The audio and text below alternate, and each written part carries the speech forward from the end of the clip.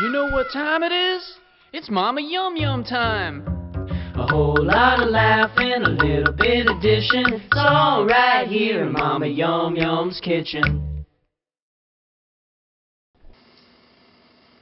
Oh, I'm so sorry. You just caught me finishing off a piece of fudge from our last segment. Boy, is it good. Got a special for you today, too. Welcome back to Mama Yum Yum's kitchen.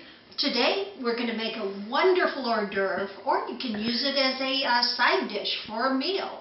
It's called Brie in a blanket. Here we are, and we have our ingredients. Very simple, really. Let me put my fudge down so we don't get too distracted. Here I have half a round of Brie, and you can use a whole round, depending on how big a crowd you have to feed. We have one roll of crescent rolls that come in a tube like this, and you can get either the reduced fat or the regular fat. We have some almonds, and we have your favorite flavor of preserves, and today we're using cherry. So first of all, we have to open our tube of rolls and get that prepared. And there's a little tab, and we'll just pull it off here, and then we're going to get rid of all of our pent-up hostilities. We're going to give it a good bang on the countertop. And there it comes. Open it up, and these are extra large crescent rolls, but you can get the regular size or the extra large, whichever you prefer. Again, depending on how big your crowd is. We need to find the end here and just unroll the entire thing. I've laid out the entire roll of crescent rolls onto a baking sheet that's covered in tin foil. I cover it in tin foil because I don't like to clean up a mess. We're going to just roll it out like this.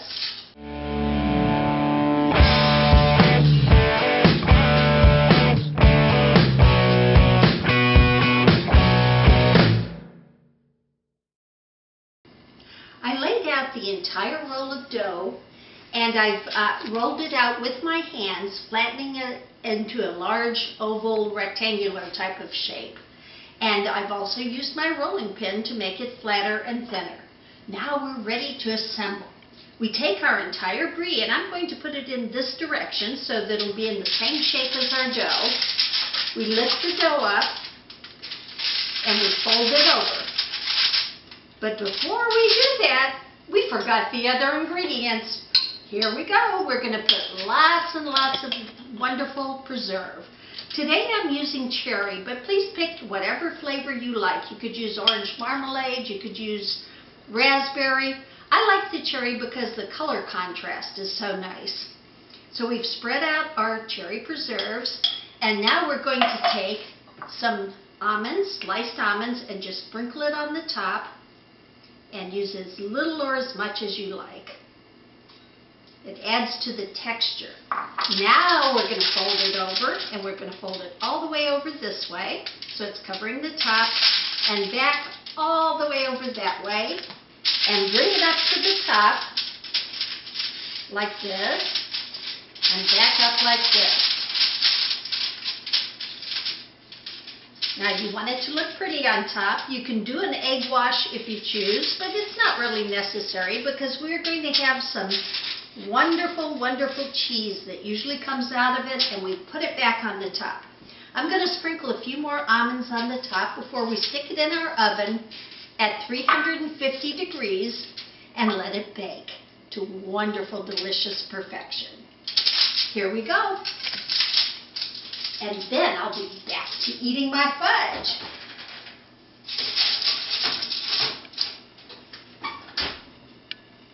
Ah, the best part of the recipe. There it is. Sounds like our Brie is ready to go here. Let's open the oven and take a look at what we've got. Ooh, this looks great. And don't mind the cheese that has seeped out of it. That always happens. But here's what you do with it. Just take a spatula and just drizzle it on the top. Oh, it's so good. It's the best part. So you want to be sure and get all that to put on top of your Brie. Now we want to get a mitt so we don't burn ourselves. And let's use our spatula to lift it up off the plate and to put it on our serving plate. And I have got some wonderful rice crackers that we're going to be eating it with. If you like honey, you can even drizzle a little bit of honey on the top, which I think we definitely need to do.